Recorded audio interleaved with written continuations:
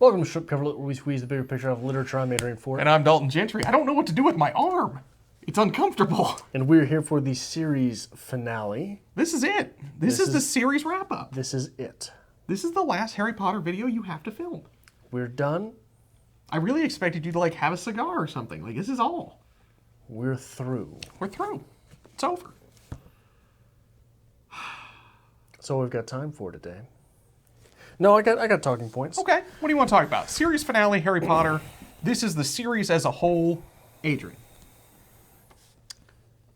I want to talk about the idea of magic. Okay. I don't know what to do with my arm. So imagine...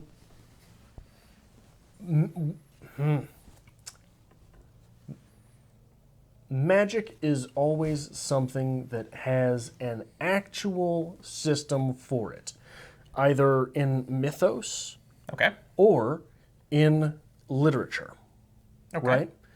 Oftentimes, especially in mythos, what magic is we live in this world. We inhabit this world. We believe, as a tribe of people in the 300s, that there is another world. People die from here, they go somewhere else. We don't know where. What magic is a trade with that other world in order that we may have something here. This is why blood magic is such a big deal. Okay. I am going to sacrifice the actual life essence. And again, you're looking at people in the 300s that don't know everything that we know. Okay. I'm going to sacrifice my actual life essence in order that I may trade for something from the unalive world. Okay. What is that in this Harry Potter series? What is the magic system here? The magic system in Harry Potter is a little looser, but we do get exactly that in this series. When Voldemort is regenerating in Goblet of Fire, 4th book, he must sacrifice. He sacrifices the hand of Peter Pettigrew. Blood is a necessity for his magic. Why is it necessary then, but nowhere else? I believe at that... Everywhere else, we're just conjuring things up. And even, so the word conjuring is interesting when you're looking at magic, but it's not interesting when you're looking at it here. So I do think Harry Potter does follow some traditional ideas of literary magic. We have the idea of spell books. These are things that must be learned. There must be practice. There is usually some kind of incantation required with them, a verbal incantation. Not necessarily. Not necessarily, but usually when you are learning in the beginnings, you are required to have the verbal incantation as well as the physical action of the wand. So these seem to be very traditional ideals. But as the magic becomes more advanced, it requires more. That's where we get the idea of blood magic, reviving Voldemort. We get the idea where a Horcrux, it's necessity to kill someone in order to finish the spell. On the other end of that, as the magic caster becomes more advanced, they can sometimes not have to utilize these steps. Basically a shortcut. He can cast a spell without actually verbalizing it because he is more advanced in his studies of magic. So I think... it's pretty standard as far as fantasy goes, how the magic works in Harry Potter. It really is. It's just... No. You don't think so? No. No. Because we're not trading anything. We're not giving anything. We don't even... So when we manifest food, for example... Well, food's weird. You can't manifest food. Other things are manifested. Okay. They don't come from anywhere else. Well, when you look into fantasy literature, that's not always a necessity. Usually, but if it doesn't come from somewhere else, there is at least weight to the charge. Okay. Someone could stand around in the Harry Potter universe doing magic all the livelong day and never get tired. Nothing is ever taken from them. They don't have to trade anything. None of these things. No. That's normal in fantasy literature. I mean, there's usually... No. Anytime someone is dealing with magic, there is the idea... So are you telling me that there is any other magic in literature where the precedent would be set that a 14-year-old, whatever Harry Potter was when he first went up against Voldemort, would be able to deflect the spells of a wizard that powerful? No, but I think those are still completely different things. No, they are not. Yes. Okay, explain. So in fantasy literature, this is very much the standard. You don't have to be trading something in order to conjure up this magical power. The idea of the studious wizard is a thing, and that's always been a thing in literature. If they're going to be casting spells, it usually has to come from a spell book. This is where they're using the spell books as like textbooks, and they're memorizing them. But it requires that idea of knowledge. Knowledge is the magic. And the wizard can cast the spell because he has that knowledge. But it's all, everything I've seen is just the same as... So a lesser wizard in that place is drained from doing the magic. Is just in the same way that if you had to sit down right now and play 7 games back-to-back of chess. Okay, so you're saying there's like at the end of it, like a finite idea of power. Like power requires, or magic requires power, in a power scale. A power scale, and so we never get we get that people aren't able to do things, and we get that people do things wrong, and we get people that are injured in their magic, but it's because they've done it wrong, and it's all immediately reversible. So there's no weight to this magical system. Okay. Lord of the Rings. Anytime Gandalf has to use any kind of incantation. But Gandalf is Gandalf. Like, I'm not saying that Diddledore and Moldavort should have been drained every time they had to use their magic. But the fact that Harry Potter was able to... What was that? I think it was the 4th book with the... where Cho's boyfriend died, and you've got the wizarding tournament, Tri-Wizard tournament, and he's all of a sudden manifested up in this graveyard, and Moldavort is there, and he's able to trade magic with him. Okay. Why would shouldn't that not be the case with a wizard who is as powerful as Moldavort? Otherwise, why do people fear him so much? Okay. I think I'm really going to say there is still a difference between, why these kids can combat the great big bad as opposed to magic being draining for someone. Because I think in that sense, this is pretty standard of fantasy literature. Everything that I can think of, looking at the Wheel of Time series, looking at the Forgotten Realms, Lord of the Rings, there's no idea of, like, magic being overarchingly draining. Okay, so I think But when it comes to like one-on-one combat, there's a little bit of gray area there. It seems a little silly that these young wizards can go up against Voldemort and deflect his spells. But is it? I mean, if someone swings a sword at you, you might get lucky and still be able to defend yourself. Just pull your sword up and defend. Right, but the key term there is might.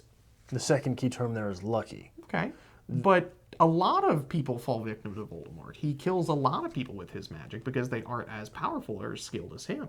Okay, so I'm going to put this... Okay. Did you watch the latest Star Wars movie? Yes. Or no, not the latest one, the one before that, when they restarted this Disney series. Yes. There was a scene where John Boyega's character just touched a lightsaber and was dueling with Kylo Ren. Okay. Everyone hated that.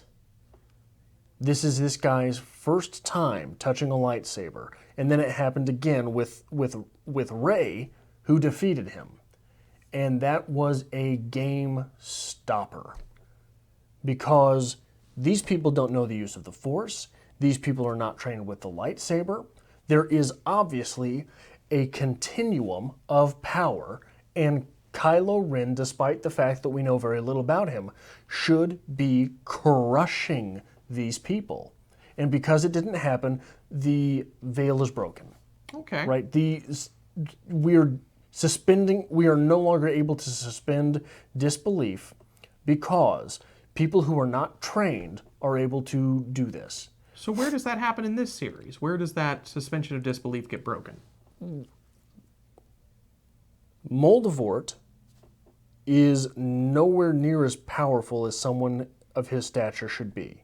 Okay. When? when he's first manifested in that graveyard, and that I think it's the 4th book. When he's weak. Okay, so he's also got 30 Death Eaters there. Okay, that's fair. The Death Eaters kind of stand back, but I think that's more of At the end of the books, in this very last book, The Deathly Hallows, there's that grand battle at the end. Okay. Nothing is really surprising there, and the bad guys just sort of walk right in. It's poorly written, but again, like at that point, Harry Potter's got 7 years of training on this. Yeah. He is quite literally at the point where he's off in the adult world. Like, you know everything we can teach, you're good to go. Sure, but the professors have years and years and years of experience, and they're not able to, like, I just don't understand. There's no weight to the magical system. Okay. I never felt a weight to the magical system. Okay. Do you have anything? Moving on. You just want to move on? Okay. Sure, because I don't think we're going to agree on this. Okay. You mentioned in the last video how old you were. You were in high school when this last book came out. Correct. I am forced to consider my own readership versus that. Okay. Because we brought up the point, would people who are readers now have become readers without the Harry Potter series? When I was in middle school, I was reading Michael Crichton. Okay. I just found the things that I liked, and I went with them. You were reading Harry Potter. Do you think that the trajectory of your readership is different because of Harry Potter? And is that why? So I'm not making this claim, but the claim is made that many people are stuck in YA. Okay. If people want to read YA, I don't give a damn one way or another, but there is a claim that people are stuck in YA. Do you think Harry Potter has something to do with that? I wouldn't say stuck necessarily. I think Harry Potter is a great segue for people to get into reading. But some people read Harry Potter and they enjoy Harry Potter, and that's as far as it's going to go. They don't want to read anything more difficult than that. They want to enjoy this. At which point I could, argue, yeah, you'd be stuck in that YA genre, and there's nothing wrong with that. If you're enjoying the reading, go for it. Some people read Harry Potter and move past that. They start picking up other books. Everybody said this book was great, and that kind of opens a new world to them. One of the big books that really kind of opened me up to the world of literature was A Clockwork Orange, Anthony Burgess. I read that my senior year in high school, and that was like a AP Lit, and we had to do a big, like, I can't even think of the word right now, a paper on it. And that was the first real taste I got of it. Like, you're reading what's considered great literature, you're doing the research to validate your argument, and you're writing something about the piece. At that point's what really kind of turned me into, like, going off into college. Like, it was always in the back of my mind, like, this is a thing. I started out as a theater major, but literature was always like, well, I could definitely go do literary stuff too. I mean, I'm fine with that. Maybe I'll teach English. I think Harry Potter would have been influential to that, though, because that really, I don't know, it sets things in motion for you. It gets you used to the idea of sitting and reading and completing a book. So I think it would benefit people to start with Harry Potter if that's where you want to start, but I don't think it hurts you if you stay in this genre. If this is what you're enjoying and you're just reading it for enjoyment, you're probably going to enjoy other things similar to this. If you're thinking about broader concepts or you're starting to tackle things that are different than this, it's clearly going to open up new avenues for you. Do you think it changed your trajectory as a reader? I'd say probably. I mean, this was like one of the first series. I've always been a big reader. Like, I remember even being like a little kid when the Scholastic Book Fair would come to town. Like, that was awesome. And I'd always be excited to take books home, go to the library, get books. But this was one of the first big ones that you read. You feel accomplished when this is over, and I think, yeah, it definitely shaped my readership. So I have here a dictionary of literary and thematic terms. Okay. Children's literature. Literature designed to be read by children. Apart from nursery rhymes and fairy tales, children's books were largely educational and edifying until the middle of the 18th century. John Newbery's A Little Pretty Pocket Book, 1744, was the first book in English designed to entertain rather than educate a child. In the 19th century, stories for boys became popular with Johann Wyss's The Swiss Family Robinson, Robert Louis Steven's Treasure Island, and Kidnapped, and Mark Twain's The Adventures of Tom Sawyer. Among the 19th century novels for girls, celebrated examples include Louisa May Alcott's Little Women and Johanna Spry's Heidi. So it's interesting to me that in here there is a Johann and a Johanna. We skip the next one, the next paragraph, because it's just a bunch of examples. Recent years have seen an emphasis on the importance of children's need to experience tragedy in literary form. Opposed to the traditional view that children should be shielded from tragic experience, many now argue for books that are not simply more realistic, but more tragic, in the traditional sense, designed to evoke their audience a spiritual cleansing, catharsis. An example of this type of fiction is William Armstrong's Sounder, 1969, a novel in which the evils of a segregated society result in the physical defeat but moral victory of the principal characters. Now, this is a dictionary which was published in 1999. Okay. So there is no entry for young adult. And that's interesting. And that's very interesting. But I would like to know your take on whether or not how Harry Potter fits into that definition.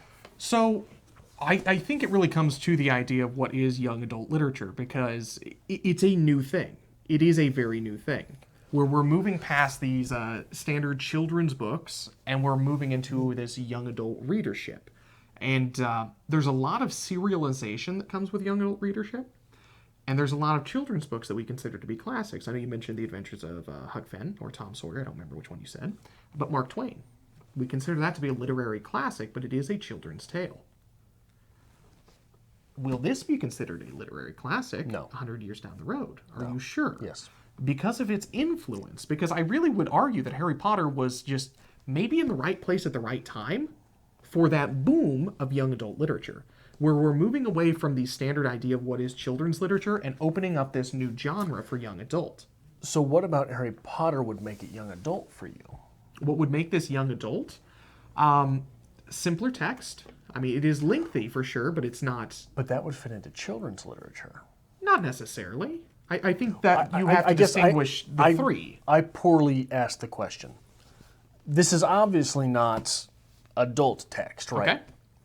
Would you classify this as young adult or children's? Young adult. Young adult? I think it started out with the intentions of being children's literature, but it kind of got caught up in that phenomenon that became YA lit.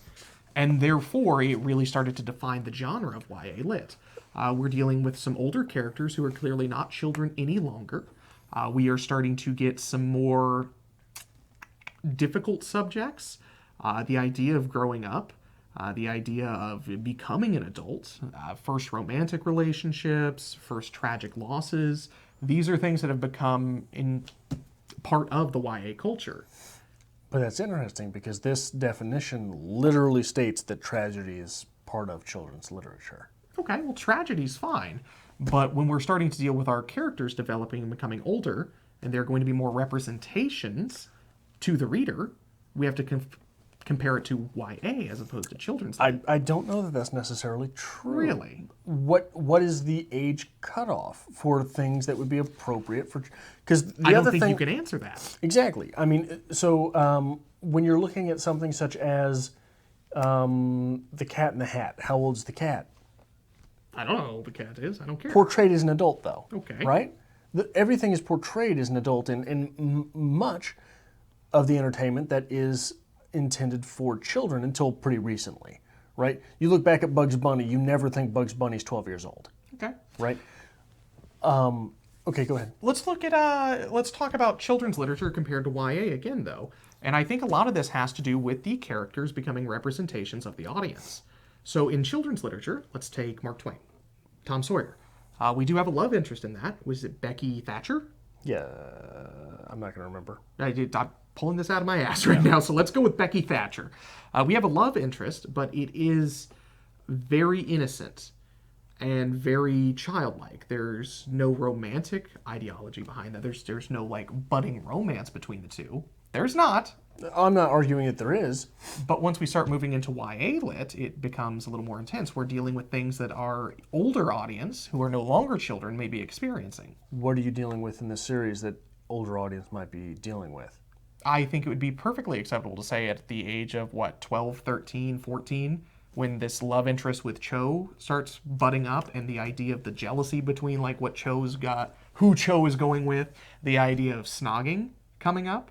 Those are all, A, very sophomoric, B, portrayed very sophomoric.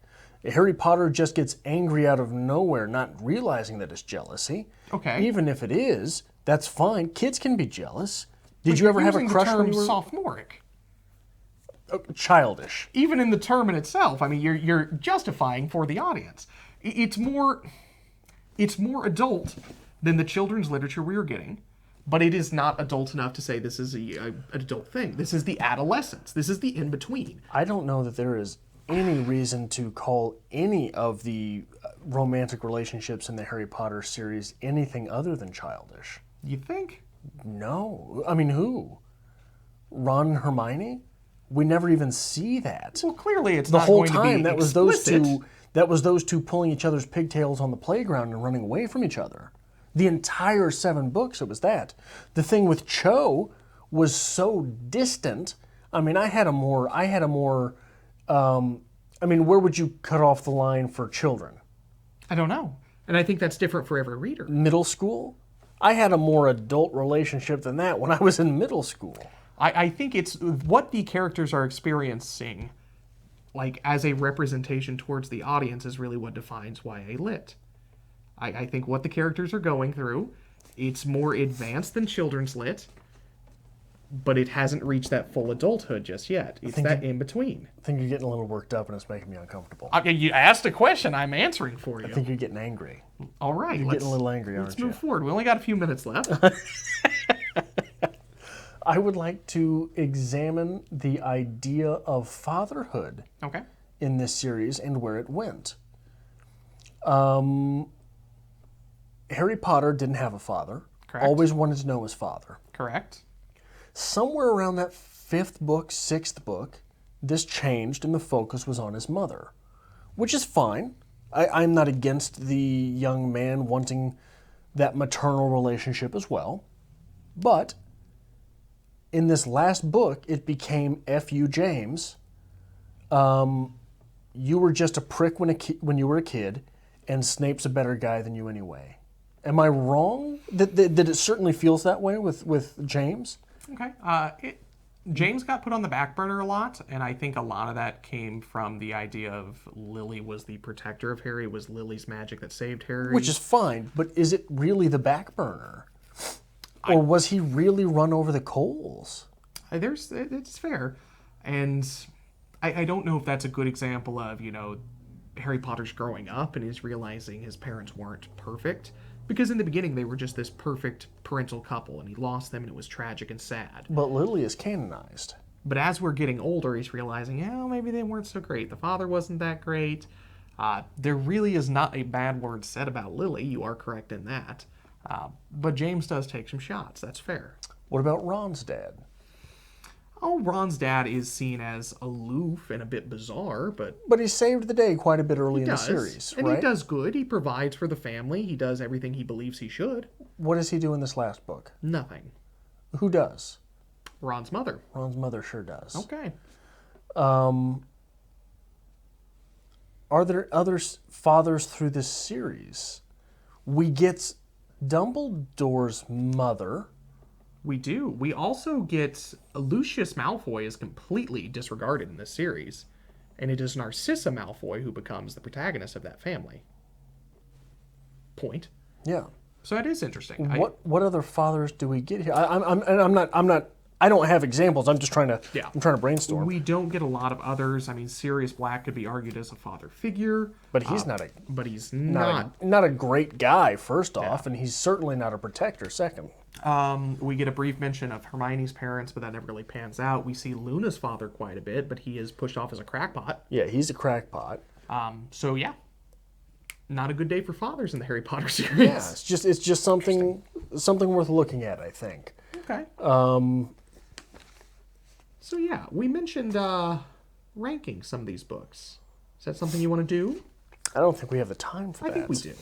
I think we could put that in its own video. Do you want to do that sometime? Well, it seems very very okay, let's do that. It's a pretty booktube thing to do. Okay, so do a loose ranking. Do you have a loose ranking idea? I don't know. Honestly, if I sat and thought about it, I would probably put Half-Blood Prince as number 1. I think that was the big climactic series right there. That was a big one. That's the big reveal with Snape and Dumbledore.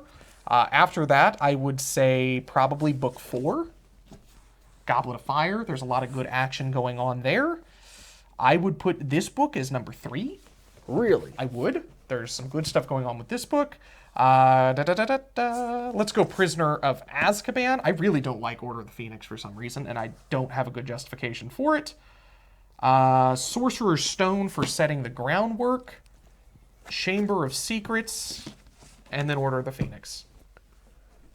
That's how you would rank them? That is how I would rank them. That is my expert Best to opinion. worst. Best to worst. I Would you wonder agree? what it is. No. No? No. First off, I have a difficult time remembering what happens in half these books because nothing really does. I would put the first book as the best one. Okay. I would probably put Chamber of Secrets second. Are you just going in order? No, I'm not. I don't think. Where's the fourth book? The fourth book is Goblet of Fire. Goblet of Fire, then Prisoner? Azkaban, That was a good one. I may have lowballed that one. then Half-Blood Prince, then Order of the Phoenix, because I don't remember a goddamn thing that happens in here. And finally, Deathly Hallows. Finally, Deathly Hallows. That book was awful. So we are in agreement, at least, that Order of the Phoenix was terrible. I don't remember it. Therefore, it was terrible. Order of Phoenix. Order of the Phoenix was a bunch of people. Yeah, it's where Sirius dies. That's really the big... Sirius dies in the fifth one? Yeah. That's basically it. Oh, okay. Yeah. So 3 years. Oh, we get this is where we're first introduced to that female bad person, right? Okay. Dolores Umbridge, yes. Dolores Umbridge, and then isn't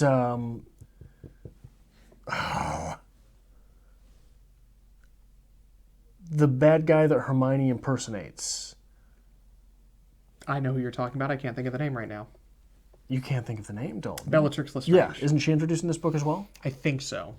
So there's a lot of stuff going on in that book, but for some reason that's never been my favorite. I've just never cared about that book. It might be that it's so big. It's the biggest one, I think. Good chance. Very good chance. And it's everything, so everything has to be parsed out so slowly.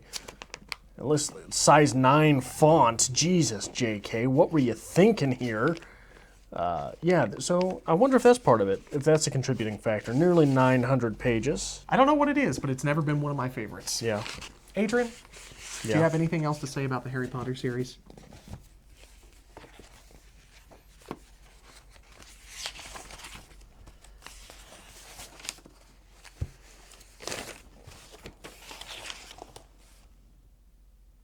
No. Okay.